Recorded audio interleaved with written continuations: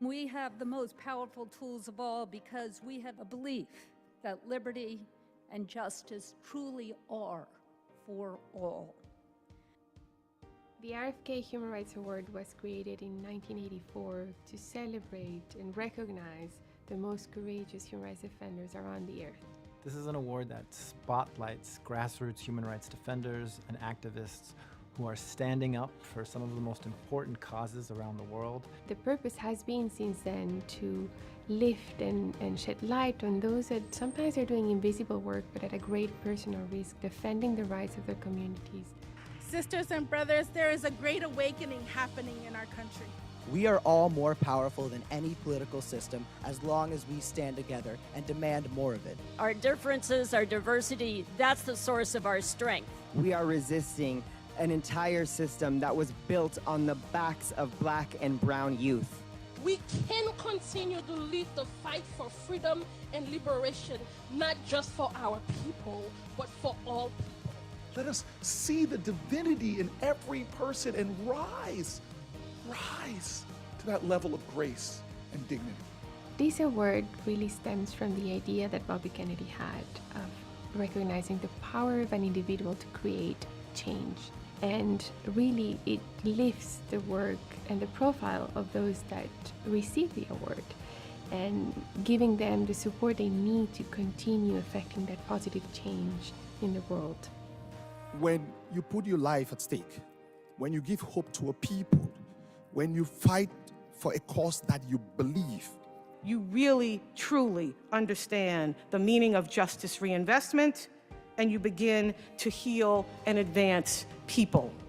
When you see something that is not right, not fair, not just, you have a moral obligation to stand up, speak up, and find a way to get in the way, to get in trouble, good trouble, necessary trouble. It's up to all of us to hear the words of these extraordinary human beings today, to take them to our hearts. We are going arm in arm, hand in hand, shoulder to shoulder, fighting these battles together.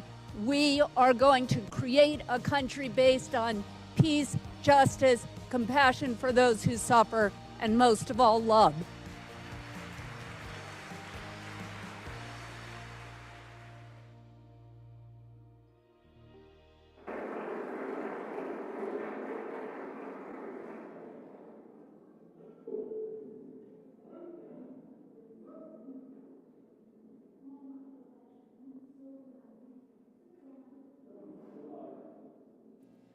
Now, I'm so happy to be with everyone. I'm just looking around this room and seeing so many friends and so many people who are so important to this organization. Thank you so much for being here. I'm Carrie Kennedy, and I'm the president of Robert F. Kennedy Human Rights.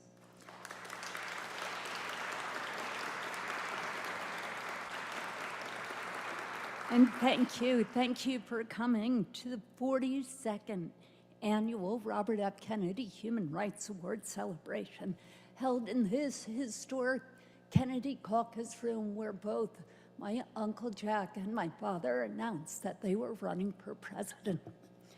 Today, we come here together to honor three extraordinary women whose courage and conscience have strengthened the fabric of our democracy. Immigration rights advocate Jeanette Vizguerra, former pardon attorney at the Department of Justice Elizabeth Oyer, and the governor of Maine, Janet Mills.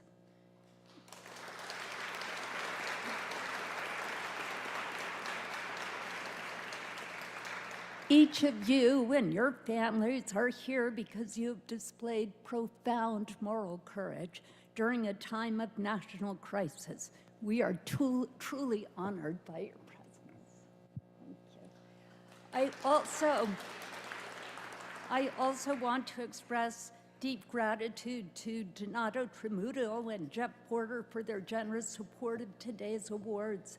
I thank our board members, Tonio Burgos and Peter Edelman, who worked closely with my father, And my heartfelt thanks to Angelita Bayans, Ezzy Chikwere, and Amy Reed for organizing today's powerful ceremony. Our Leadership Council, I want to recognize Kelvin Jimenez, who won the RFK Human Rights Award from Guatemala. Katya Yushchenko, the First Lady of Ukraine, my sweetheart. Stand up, Katya.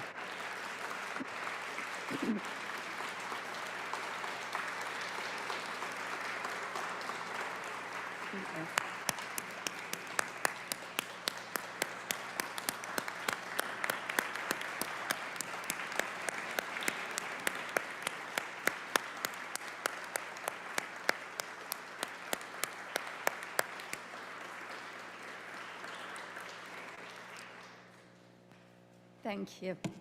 And oh, my sweetheart, George Bradenberg, thank you, honey. And may I ask all the members of the RFK Human Rights team here to please stand and be recognized. Stand. Yay. Yay.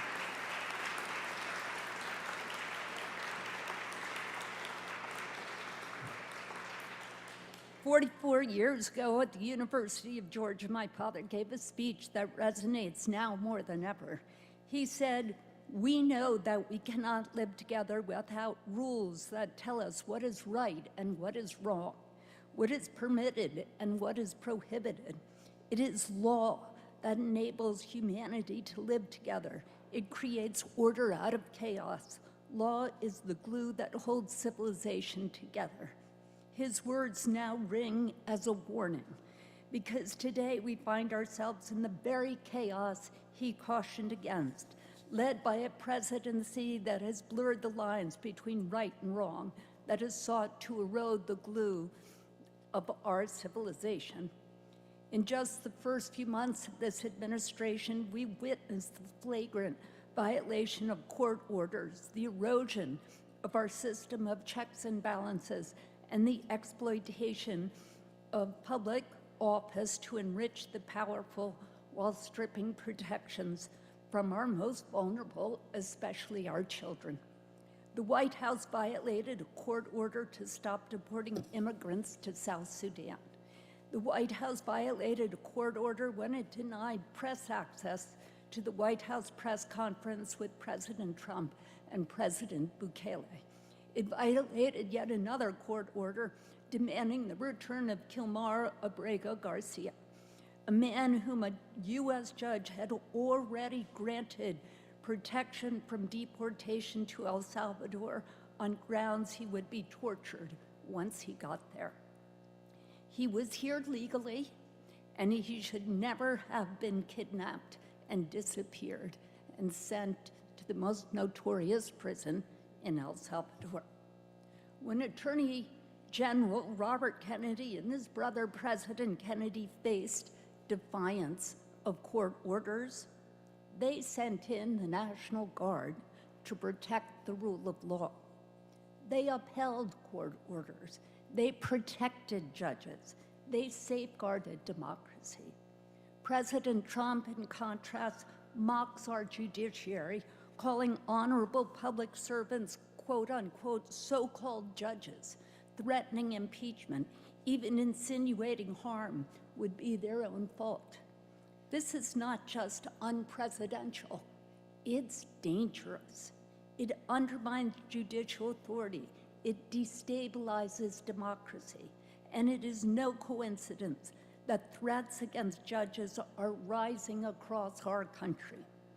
As Attorney General, my father integrated the Department of Justice. He brought in the first Black attorneys. He believed justice belonged to all Americans. Today, under this administration, the Department of Justice is used not to serve justice, but to silence dissent, intimidate the press, and punish diversity. These are troubling times, but I am deeply moved by the many voices of resistance rising across this nation and in this very room. At RFK Human Rights, we are proud to be part of this fight. We filed an emergency petition with 3 partner organizations to demand the release of over 200 Venezuelan migrants now imprisoned in El Salvador without due process. Let me just acknowledge Noah Bullock. Where's Noah? I just saw him. This is Noah. Stand up, Noah. Noah is the director of the leading human rights organization in El Salvador, Crystal Sol, with whom we are partnering. He is a hero, and I'm so happy you're here today. Thank you.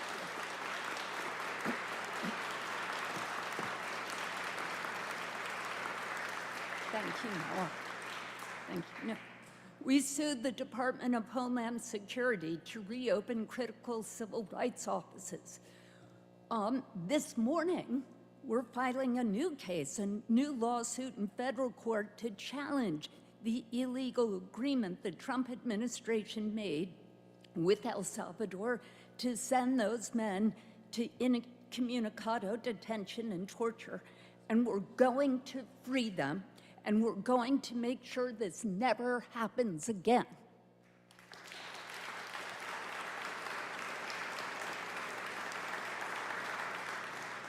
And today, our team, led by Anthony, where's Anthony Enriquez? Where's Anthony? There he is, right there in the back.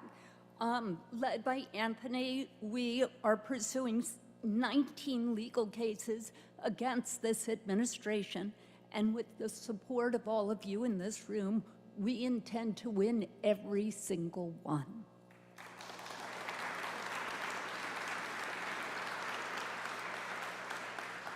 Now it is my great honor to introduce our keynote speaker, Senator Cory Booker. From serving as mayor of Newark to championing justice reform in the Senate, Senator Booker has always led with intellect, integrity, and heart. He led the charge to pass the First Step Act, the most significant criminal justice reform in a generation. He stood firmly for economic fairness, fought for universal health care, and fiercely protected the Affordable Care Act. A Rhodes Scholar, a community organizer, and a tireless advocate, Senator Booker recently added marathoner to his list of accomplishments when he delivered a 25-hour, 5-minute Senate speech, the longest in history.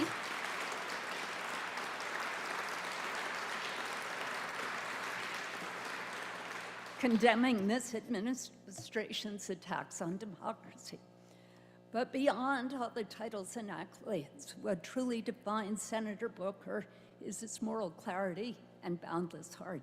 The last time I saw him, he spoke so movingly about being in Newark and listening hour after hour after hour as people told their stories of being abused by the housing system there.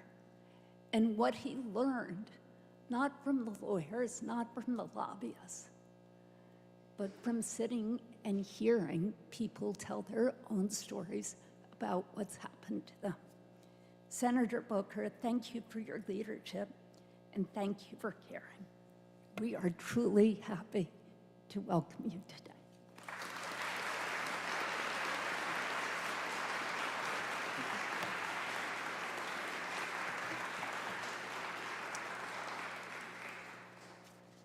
I was really excited about coming here, not just to be in the presence of the honorees and under the auspices of an organization that is exalting some of those pivotal values, not of our nation, but really some of the most critical values of our world right now. But I was really excited to be here because I wanted to be in community with you. These are difficult times. These are despairing times. These are times where you are sobered by the gravity of the challenges and where your heart, if it is human, is broken. I tell people this all the time: if America hasn't broken your heart, you don't love her enough. We are in a nation where we're seeing heartbreaks that should not happen in a nation this great. I remember Congress ago where we were able to expand the child tax credit. It's an arcane aspect of tax law, but I was so excited to be invited by Senators Bennett and Senators Brown to be a part of this coalition that literally could cut the poverty rates for children in our country in half. And what was extraordinary about that experience for me is when the elections were won by Ossoff and Warnock in South Carolina, in Georgia, we knew that we had the numbers in the Senate to get that policy potentially passed. And we were able to do it, but we were one vote shy of getting it to be permanent. But over that 1 year, indeed, poverty was almost cut, child poverty was almost cut by a year in our country. And I was so excited about that, but so devastatingly upset that it was only for a year. And what happened was unbelievable.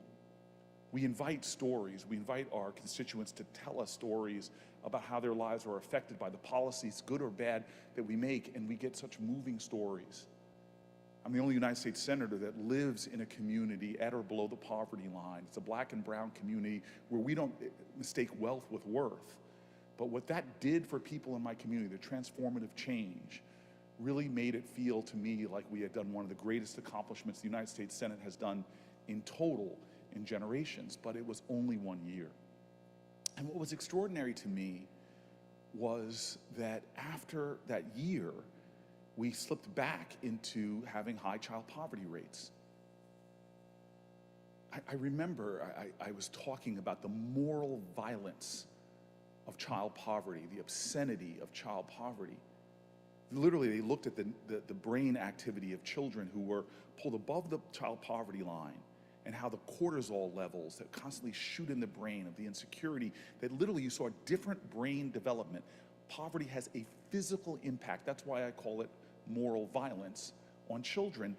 But for me, it proved this one thing overall, that in our nation, child poverty is not an inevitable conclusion, an inevitable happening. It is a policy choice. The wealthiest nation in the world can actually eradicate poverty, could empower our children to have all the food they need to nourish their bodies, the schools and the education they need to develop their genius. They can have a nation that welcomes their gifts, celebrates their successes, and empowers the difference that they can make. But little did I know that I would go from trying to advance the cause of this country to being in a time when the very programs that I see and witness with my own eyes would be under such attack.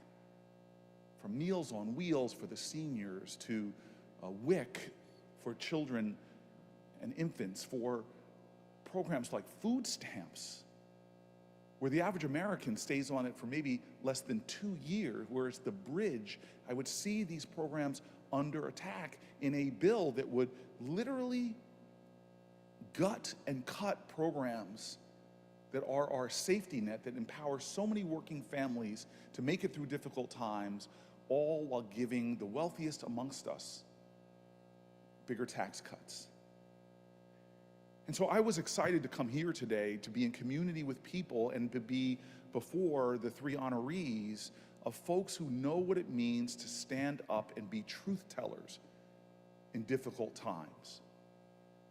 The chill of fear in this country that's making law firms go to heel to the President of the United States because of the clients they represented and paying their tribute to dear leader. The fears on our campuses that have friends of mine telling me that there are some people during orientations that are telling students, be careful what you say and what you post. Literally in the cradles of democracy and freedom of expression, they're being told to censor themselves. I'm seeing arrests of a sitting judge, arrest of a mayor of my city, arrest of the congressperson who represents me. I'm seeing people being disappeared off of our streets without due process. All of these things chill my heart and break it. And so I wanted to be in community, perhaps to let you know what I think is a truth. That we in this nation share values. I read a famous speech at one point from around the time of the Civil War where someone challenged others, do we have a government or are we a nation? In other words, the government in the United States is a wonderful set of rules, our Constitution and the rule of law. I swore an oath to defend it, but that does not make a nation. A nation is a shared commitment to ideals. It is shared values and shared virtues. It is a civic gospel to which we all aspire. Regardless of the party, we hold certain truths to be self-evident. That, to me, is the challenge now, where we are replacing a civic virtue with cruelty, with winner take all, with win at any costs. And it made me think about other periods in our country, because I don't think anything we're seeing now is unprecedented. It is very, very precedented.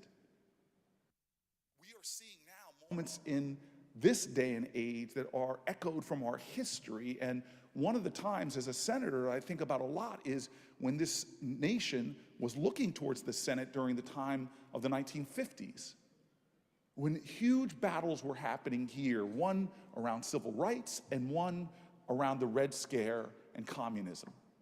It was a time that, like the leaders behind me, we saw more and more courageous people willing to stand up at great peril to themselves and tell the truth. I brought my reading glasses because I am getting old, not in Senate years, I'm very young.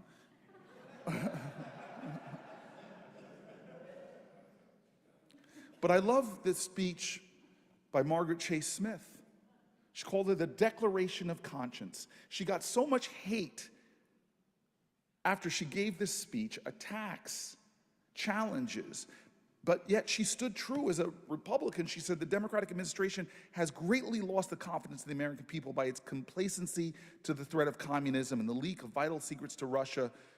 She doesn't candy coat her criticisms of Democrats, talking about the proved cases where this has happened and the seriousness of them.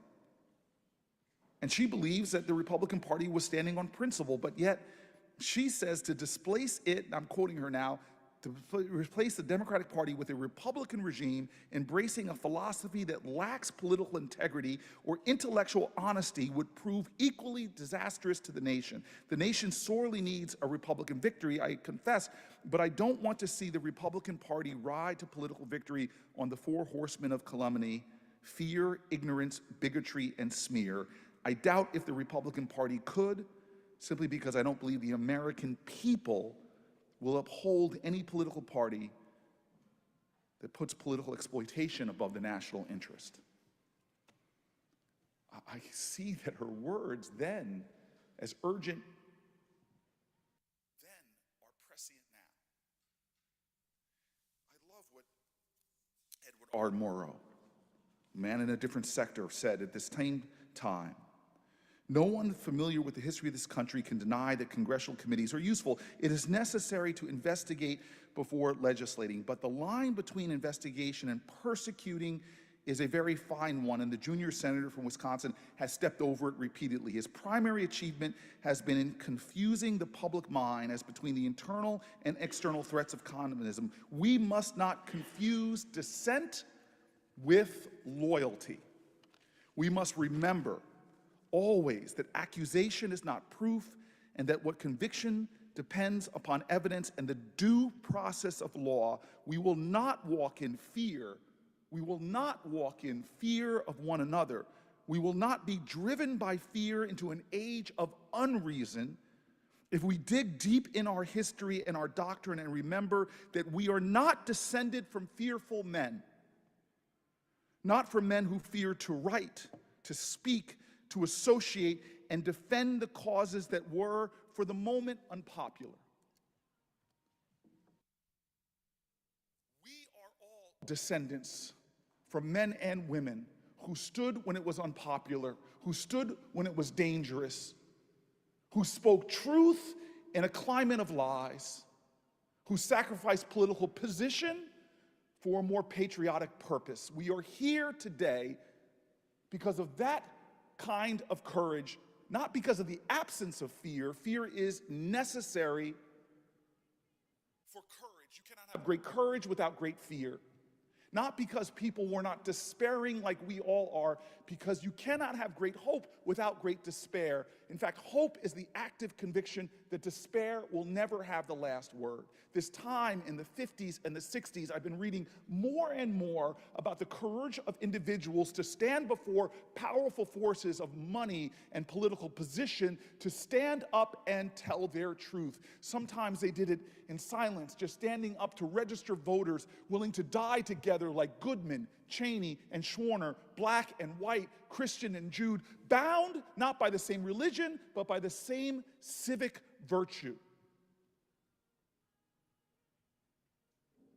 In our nation's history, there has not been a generation that has not faced demagoguery and hate, that has not faced people rising in power with the attempts to suppress the minority. There has not been a time that the constitutional principles of this country didn't have to be challenged in their defense. It's the reason why everyone from Martin Luther King at the March on Washington to Susan B. Anthony constantly called to the ideals of this nation like a debt that was coming to be paid, to live up to our values, like the great Langston Hughes stood in defiance and said, America never was America to me, and yet I swear this oath, America will be.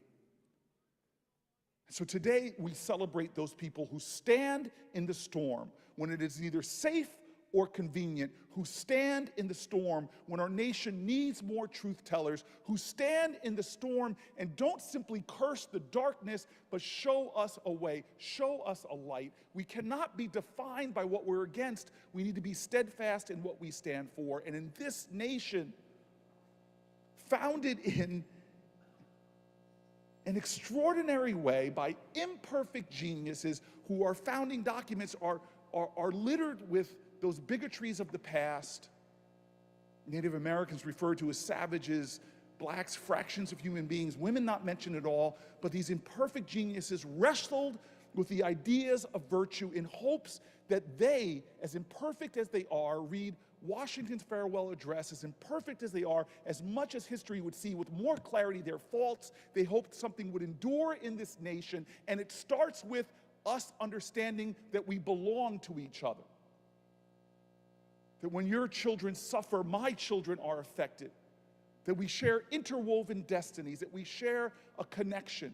That yes, we are a nation that celebrates rugged individualism and self-reliance, but we know that the truth of this nation is calls to a higher purpose of how we treat each other, how we see each other, how we pledge ourselves to each other. Those founding documents at the end of the Declaration of Independence is a declaration of interdependence.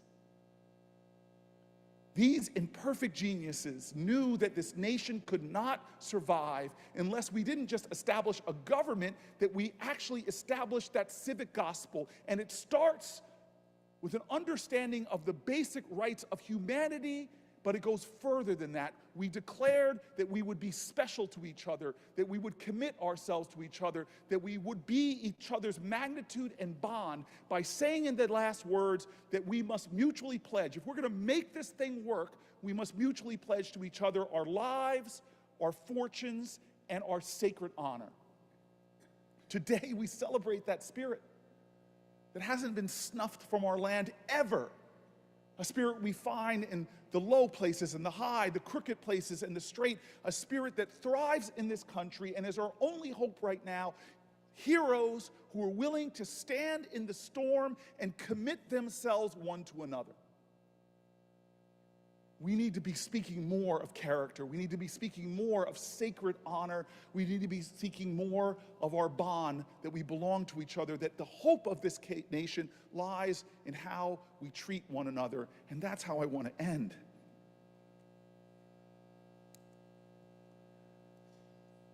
I speak with spirit, but let me get it to the practical. I had many tests in my journey of leadership. I have had good days and bad days, days I've lived up to the example I want to set, because leadership is not a title or a position, it is action and example. It's how you live every day. And And in times of trial, I try to stand up even more.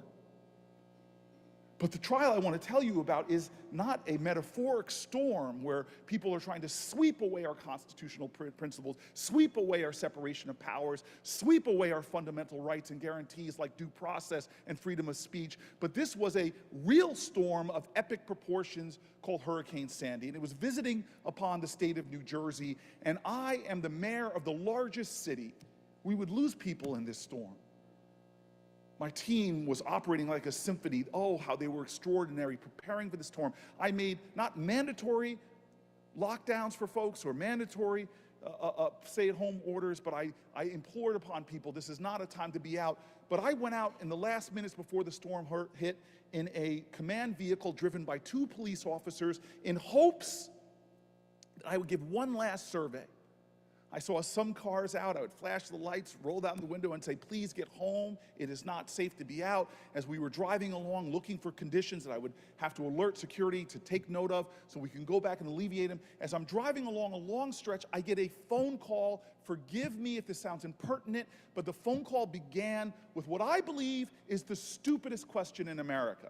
Now, you all can be judge of this, please, if I am right, if I'm being overstating the fact, but I believed at the time this was the stupidest question in America. I get a phone call, and I answer my cell phone, and the person on the other side says, hello, this is the White House operator, here's the question, would you hold for the President of the United States?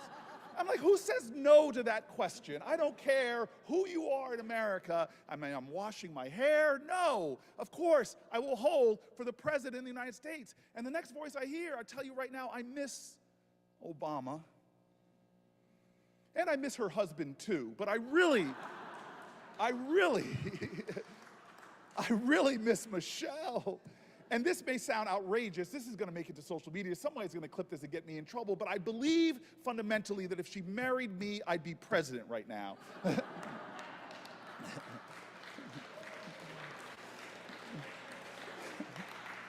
So I answer the phone, and it is Michelle's husband calling me from the Oval Office in an act of grace. Here is the President of the United States checking in on people in New Jersey to see how they're doing, and the conversation is meaningful. It may have been just 5 or 7 minutes, but my spirit was lifted. This is what a commander-in-chief should do.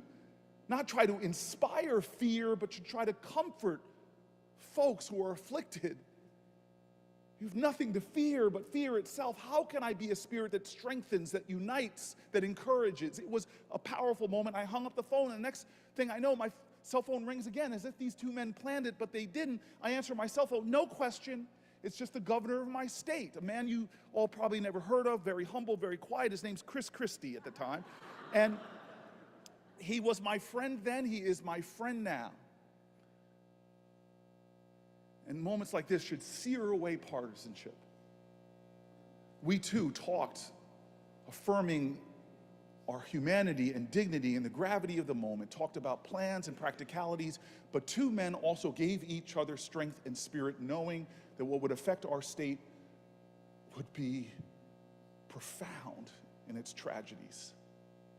I hang up the phone with him, and now we're heading up this hill, and I look in the distance, and I see through the rain and the wind and the darkness a light being swung back and forth, and I strain to see more, and now I see it's a man swinging that light, and behind him, all the trees at the apex of the hill had come tearing down by the wind and the rain, and they had pulled down all the wires and the telephone poles. It was a mess of wire and wood, and as we get closer, I see that the man is wearing a yellow slicker, and he's an elderly man standing in this storm in violation of what I encourage people to be locked down during this crisis. And my officers roll me right in front of him, and I roll down the window, and I say to this man, forgive me, I yelled at this man, "What are you doing out here?" And then he looks at me like I just asked him the stupidest question in America. He points at the tangled wire and shattered wood and says to me, Mayor, this is so dangerous. I'm standing out here to make sure no one comes along and gets hurt. I had just talked to the President of the United States of America. I had just talked to the governor of my state. I'm the mayor of the largest city, but for the rest of my life, I know that the greatness I best saw exhibited on that night was not a person in high position or with a fancy title. It was an American in a storm, in dark of night, in savage wind and rain, who stood upon the hill and held up his light to serve other Americans. He stood with honor, he stood with courage, he stood with a commitment to others as reflected in our founding documents. I pledge to you my life, my fortune, and my sacred honor.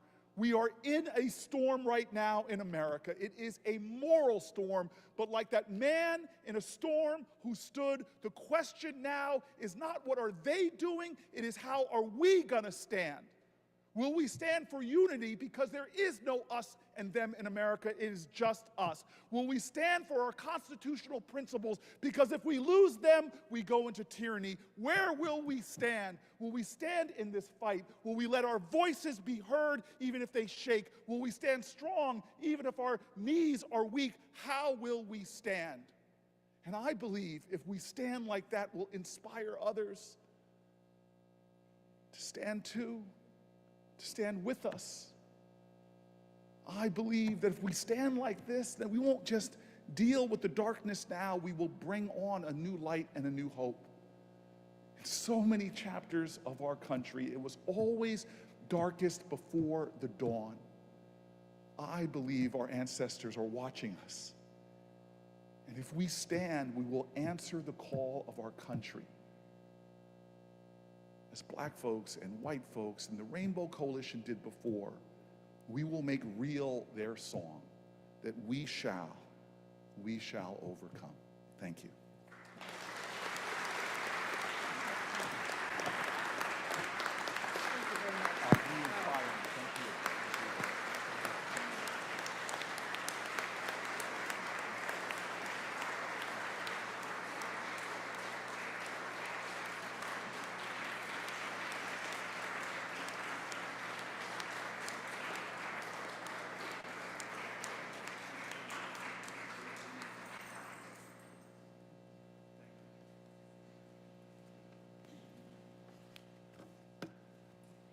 Thank you, Senator Booker, for that inspiring, wonderful speech, reminding us of the pain of poverty and the importance of speaking up and speaking out and being true Americans. We are so very, very grateful. And now it is my honor to present Jeanette Vizguerra. She is more than an immigrant, more than a mother. She is the target of a broken system. She is a warrior, a hero, a symbol of love in defiance of cruelty.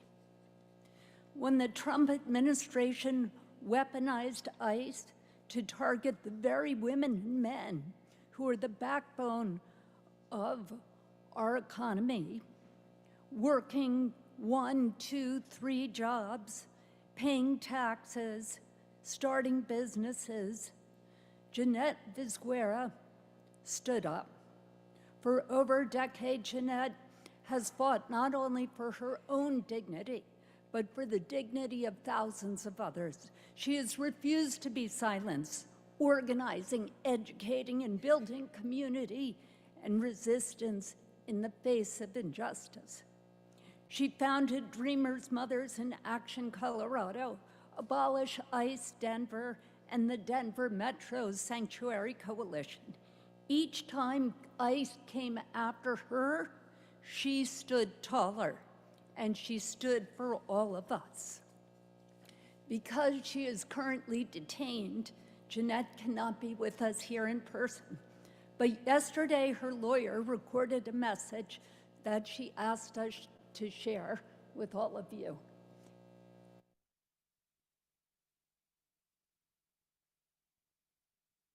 Buen día, mi nombre es Jeanette Vizguerra y soy un líder comunitario y activista por derechos de inmigrantes y por los derechos realmente que afectan a mi comunidad. Quiero dar gracias a la Fundación Robert F. Kennedy de Derechos Humanos por darme este reconocimiento a mi lucha, a mi trabajo, a mi trayectoria a lo largo de 28 años, que aunque de manera autónoma, con recursos limitados, he tocado la vida de muchas personas y creo que eso es más valioso.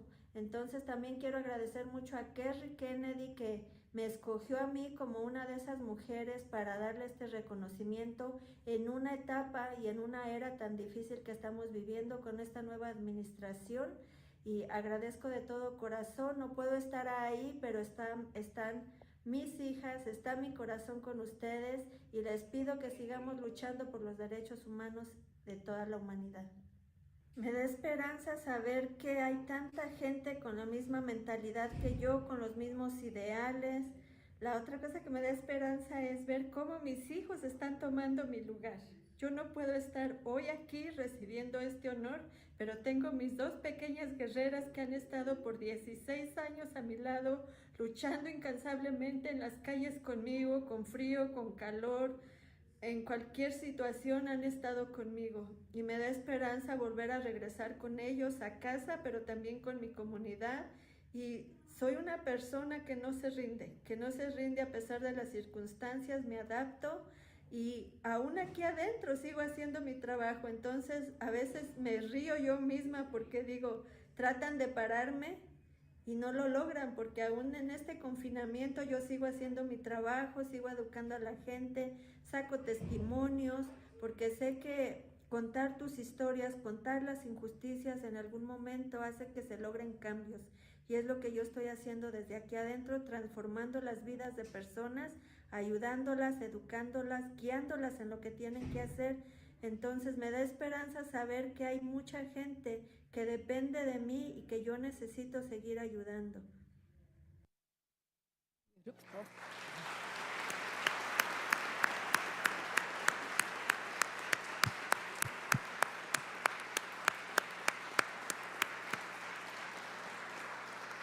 Today, we are honored to welcome Janette's daughter, Luna Vizguera. Please accept the Robert F. Kennedy. Oh, here it is. Please accept the Robert F. Kennedy Human Rights Award on behalf of your mother.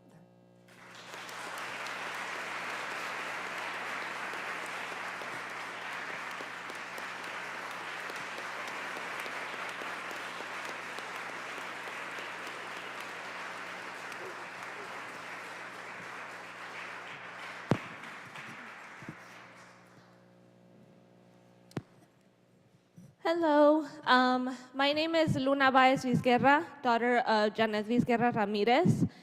Thank you so much to Cory Kennedy and the Robert F. Kennedy Human Rights Foundation for gifting us with this award for honoring my mom's work, her hard time, her labor.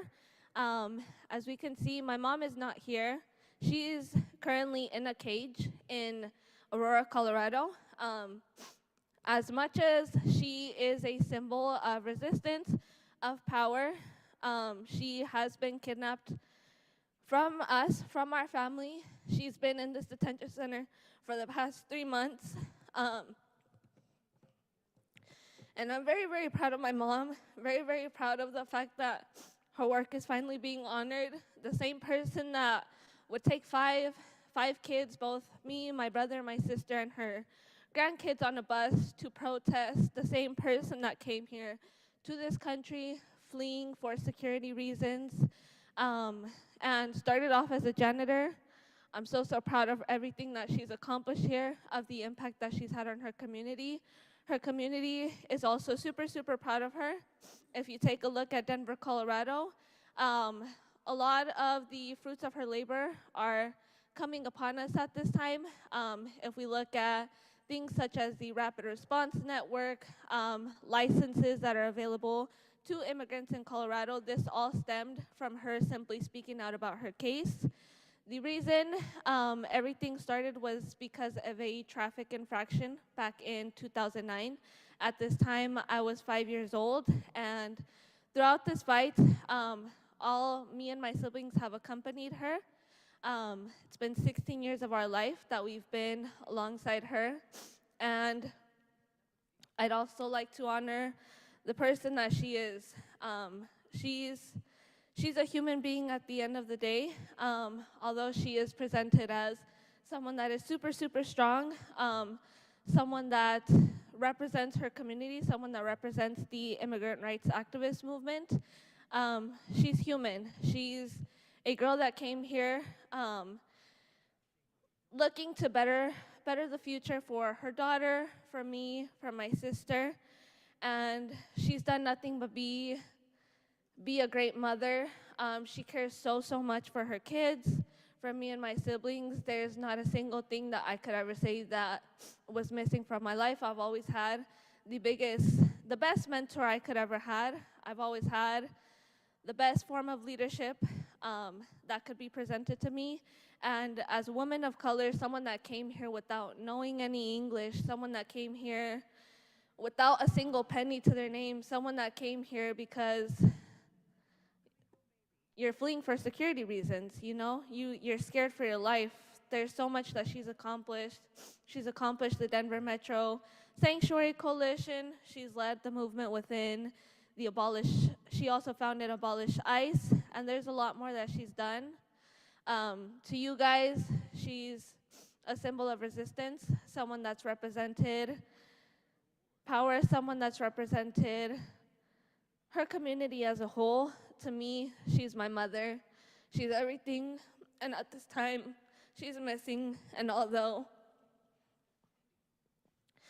we're super, super grateful for opportunities like this, super, super grateful for the fact that she's being honored, our home is empty.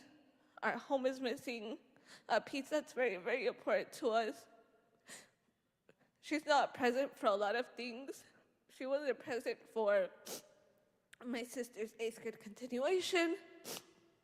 She's not present for birthdays, and it's very, very hard to be without her.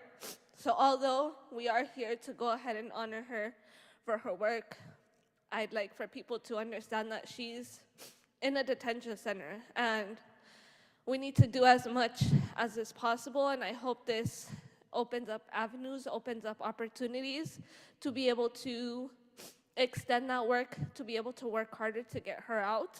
And the biggest award is going to be when I finally have her back home, when she's finally back home with her family, when she's finally back in my arms. I'll never be able to be half the woman that she is. But I'm very, very proud of her, and I miss her very much. And I can't wait till she's back home. Thank you.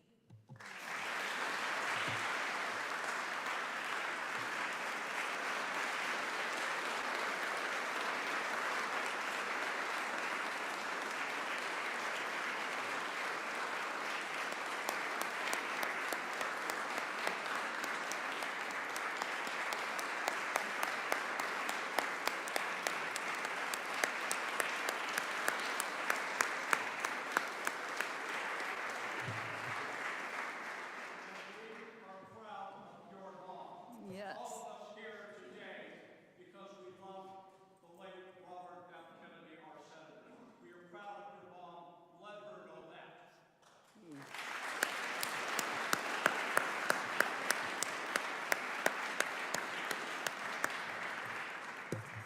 Thank you for that message. I think you summed up what all of us are feeling. Thank you, Luna, for not only for your mother's work, but for your work and for that of your sister, for going out into the cold, for protesting, for being there, and for carrying on her work when she can't be with us today. Thank you. Elizabeth Oyer is the kind of public servant my father dreamed of, smart, principled, fearless. A longtime public defender who represented indigent clients, she brought her deep commitment to fairness to the Department of Justice's Office of the Pardon Attorney. There, she ensured that clemency served the people, not the powerful. When she was pressured to recommend a pardon for a wealthy, politically connected donor, someone with a known record of domestic violence, Liz said no. Because clemency should be earned, not purchased. For doing her job with integrity, she was fired by text with no explanation. Then, the night before she was scheduled to appear before Congress, armed federal marshals were sent to her home, ordering her not to testify. And the day after that, she testified anyway. Robert Kennedy said, "The greatest attribute of a lawyer is courage." Today, we honor a lawyer of extraordinary courage. Please join me in welcoming the recipient of the Robert F. Kennedy Human Rights Award, Elizabeth Oyer.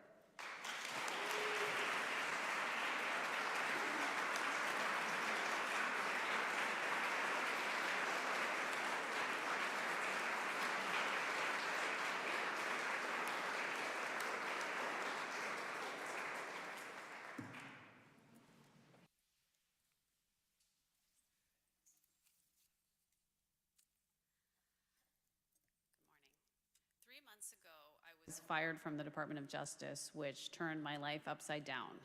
Today, I am standing here receiving an award in the name of the 64th Attorney General of the United States, Robert F. Kennedy. I cannot tell you how much that means to me. Robert F. Kennedy embodies the values and the ideals of the Department of Justice, so much so that the department's headquarters building here in Washington bears his name. I was privileged to work in that building. As anyone who's been inside it knows, the building is filled with murals, sculptures, and history. It is really a monument to our ideal of justice inside and out.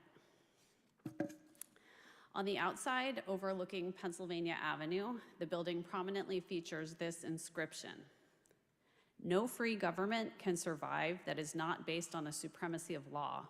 Where law ends, tyranny begins. Law alone can give us freedom."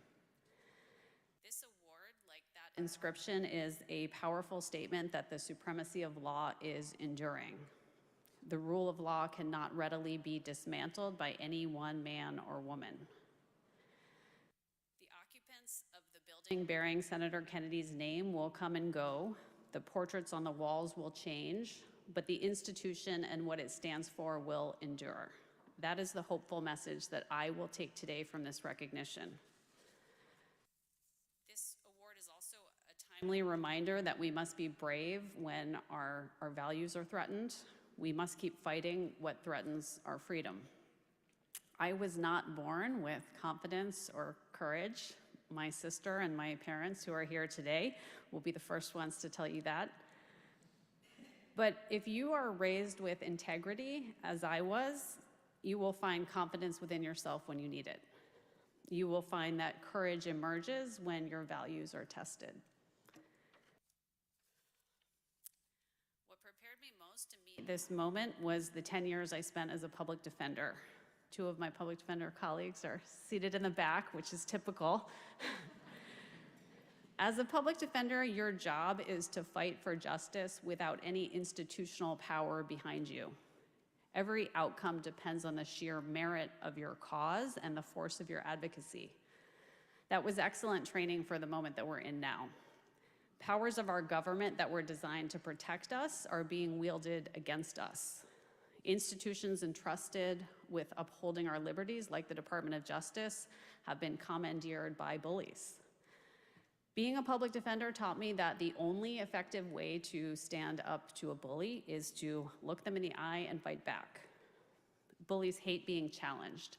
Their power comes from making us afraid to stand up and fight back.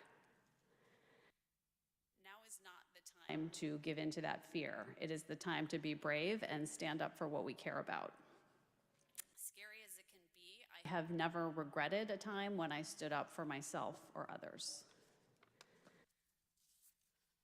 For those who are feeling powerless in this moment, I would encourage you to do the same. Stretch yourself. Don't be afraid to try new things. Courage is just integrity in action. None of us know how to meet this moment because we've never lived through a time like this before. There is no playbook that we can turn to. All we can do is grab the tools that we have and seize the opportunities that arise to make an impact. Also, I want to ask you to please support those who are on the front lines fighting for our democracy. They will draw strength and inspiration from you.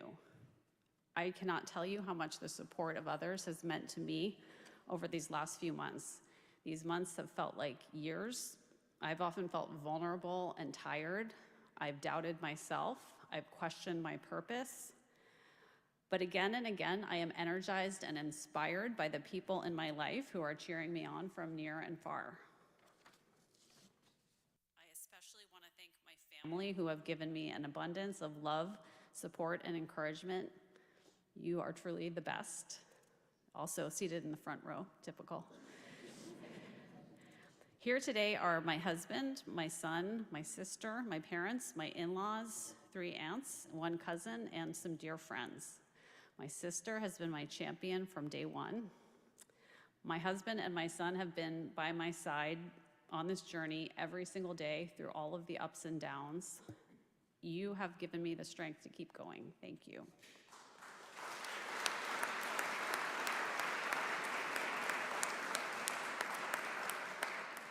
Thank you to my fellow honorees, Jeanette Vizguerra and her family, and Governor Janet Mills for your heroic service. Thank you to the countless civil servants who continue to serve the public with honor, even under the most challenging of times. And thank you from the bottom of my heart to Carrie Kennedy, the Kennedy family, and everyone with RFK Human Rights for this award. It truly is the honor of a lifetime. I am filled with gratitude today. I am grateful that I have the tools, the voice, and the freedom to fight for our democracy. And I am grateful for the support that you have given me along the way. Thank you.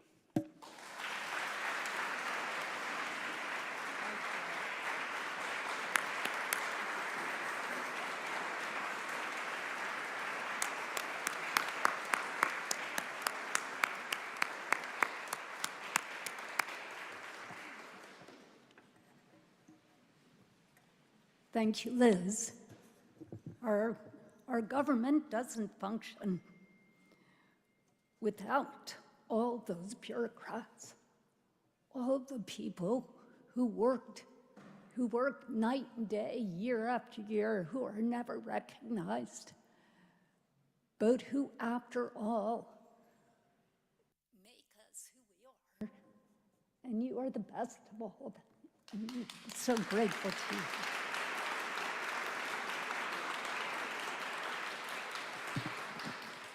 Earlier this year, when the President of the United States attacked Governor Janet Mills at the White House reception on national security, threatening to withhold federal funds unless her state banned transgender athletes, she responded with 4 unforgettable words: "See you in court."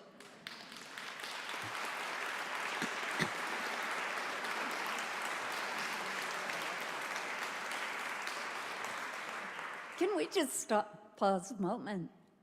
Think about that. You go to the White House, you're at a reception, there's tons of people there, you're not expecting any of this, and then the President of the United States in the White House points to you, and you have the presence of mind and like the moxie to say, "See you in court."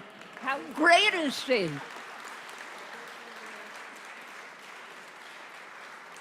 And then, when federal funds were, in fact, by Donald Trump unjustly denied to support Maine's children, she didn't hesitate. She went to court.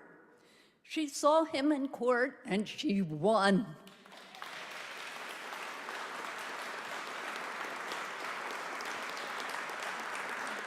She sent a message to every bully in power: Maine will not be intimidated. Governor Mills is the embodiment of the kind of moral courage my father believed in. She stood up, not for political points, but for principle. Today, we are proud to present Governor Janet Mills with the Robert F. Kennedy Human Rights Award.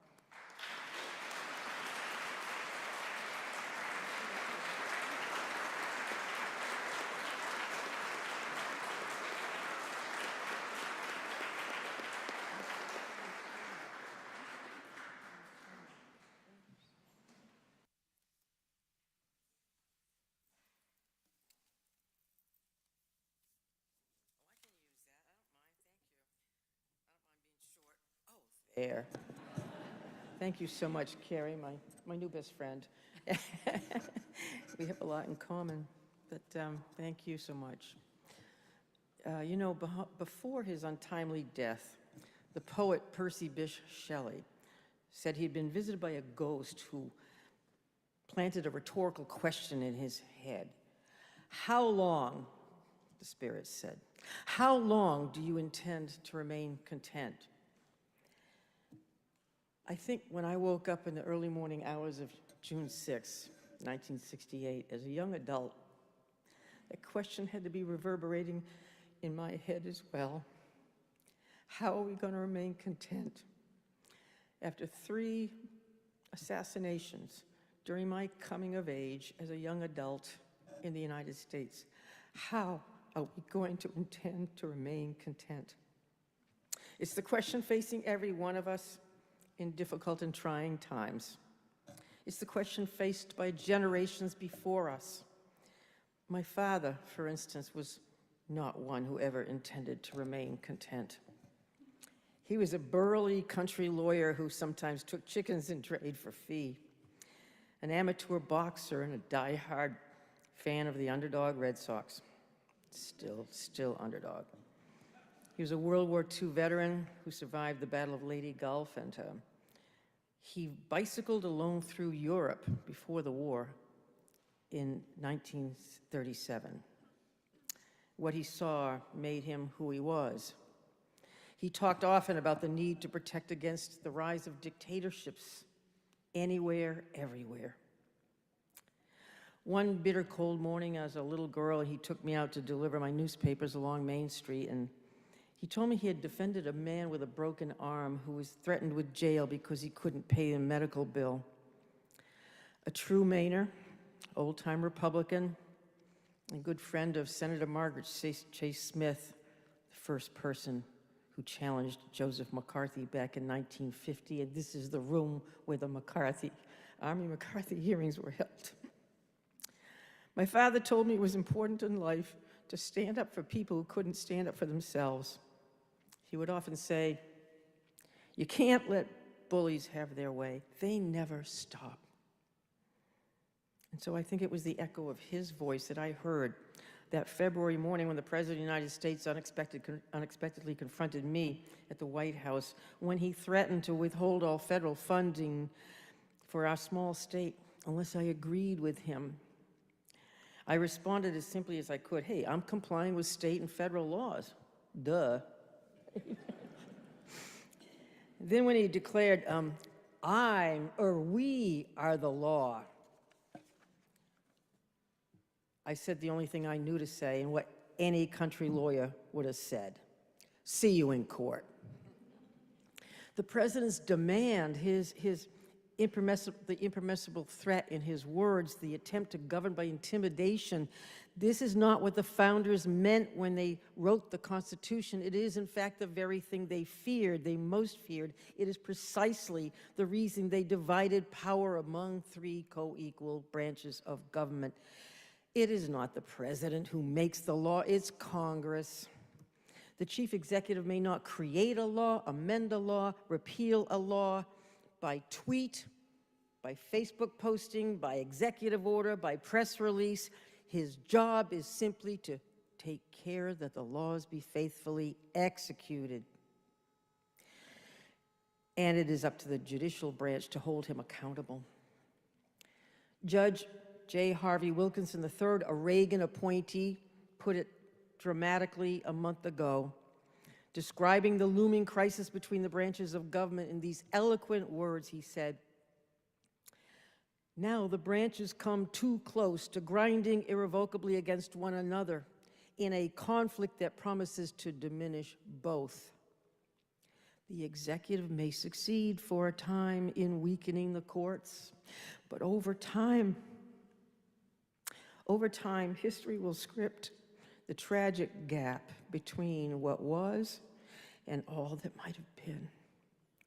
And law, in time, will sign its epitaph." In other words, he's saying, we may not long intend to remain content. And in April, when the federal government froze funding for Maine school children, the lunch program for 172,000 kids in my state, claiming that we violated Title IX without citing any authority, we fought back. We went to court, and the court stopped them within a week. A federal judge appointed by a Republican president. You can't defund one program because you disagree with the state on another matter, he said. It's the law. And since that time, there have been other threats across the country, more bullying towards businesses, towards lawyers, towards colleges, scientists, researchers, unions, veterans, and women, threats to Social Security, to health care, to medical research and education, threats towards states and countries, large and small. We cannot let intimidation win the day. We cannot be afraid to stand up for the rule of law. We cannot long intend to remain content. For the law is the greatest achievement of our society, the thing that protects all of us, but especially the weak and vulnerable, those who cannot stand up for themselves. And if we stop believing in that great equalizer, the Constitution, if we give up, if we lose faith, we lose the very thing that protects every one of us at a time when we need it most. A rusty old bicycle sits in my barn, my father's bike. Flattened tires, bent pedals, worn handlebars. It bears the tattered flags of countries that millions once called home in the Europe of 1937. But it's because people like my father and your fathers and mothers stood up and defended America, then and now a great country, that we must not bend to the will of anyone who would rule by intimidation and not follow the law. Democracy is never lost to us. It's just sometimes not easy to fight for. It's hard to see the end of the fight. But as my father warned, you can't let bullies have their day. They never stop. 59 years ago tomorrow, June 6, 1966, Senator Robert F. Kennedy challenged the students at the University of Cape Town who risked their lives to go hear him speak. He challenged them to write the history of their generation, my generation. It is from numberless acts, diverse acts of courage, he said, that human history is shaped.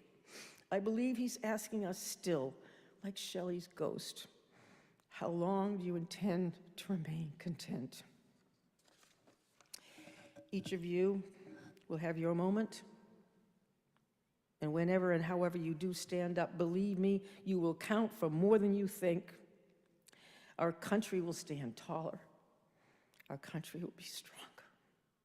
The rule of law will thrive. We cannot afford to sit content in the easy approval of friends and neighbors, or accept and stand on the past, but rise instead and fight for the answers of the future. Each of us can send forth that tiny ripple of hope.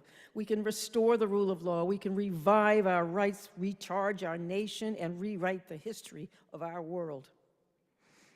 Our children and our grandchildren will be proud of us the way I hope my father is proud of me today. So I am truly humbled and honored to receive this award in honor of our national hero, Robert F. Kennedy. Thank you.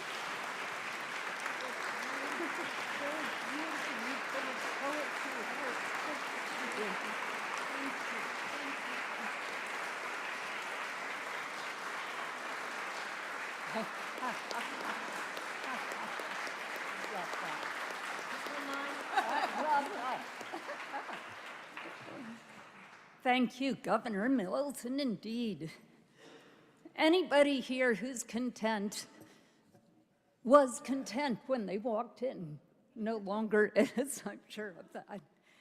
Today, we've honored 3 champions of justice, and we've done so in the name of my father, who 57 years ago today was killed just moments after winning the California primary. Had he lived like his mother lived to 104, he would have been 100 years old this year. 57 years we would have had him. Many remember his impromptu speech in Indianapolis the night that Dr. King was killed. And that night, in a city that was bracing for violence, he spoke not with fear, but with compassion. He said, what we need in the United States is not division. What we need in the United States is not hatred, not violence or lawlessness, but love and wisdom and compassion towards one another, and a feeling of justice towards those who still suffer within our country. That night, 125 cities went up in flames, but Indianapolis remained peaceful. The next day, he flew to Cleveland to challenge white leaders about their complicity in systemic racism. And then that night, he came home to Washington. And I remember the next day, I was sitting with all of my brothers and sisters in the den at Hickory Hill. The den was dominated by an RCA Victor television. And the rule in our house is that whoever turned on the TV first got to choose the channels. So in the morning, it was always cartoons.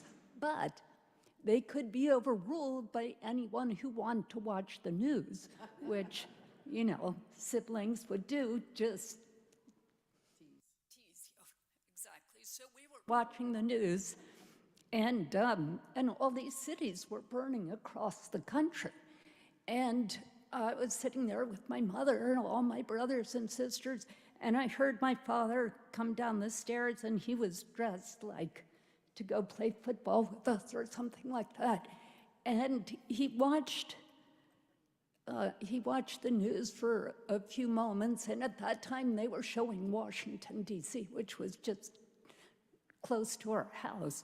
And then he turned around and left. I heard his footballs on the staircase, and then he came back down in a suit, and he got into a car, and he left.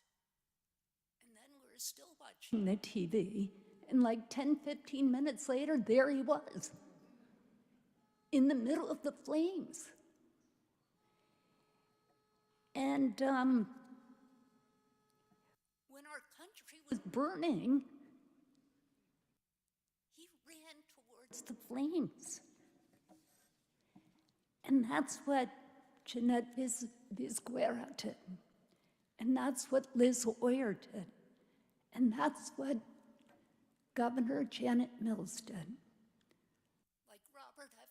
Kennedy, when our country needed them most, they ran towards the fire.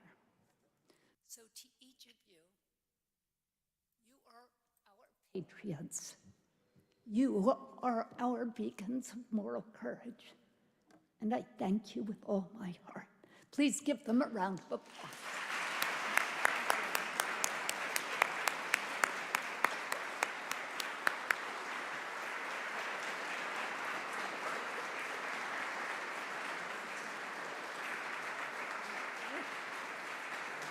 Thank you, everyone.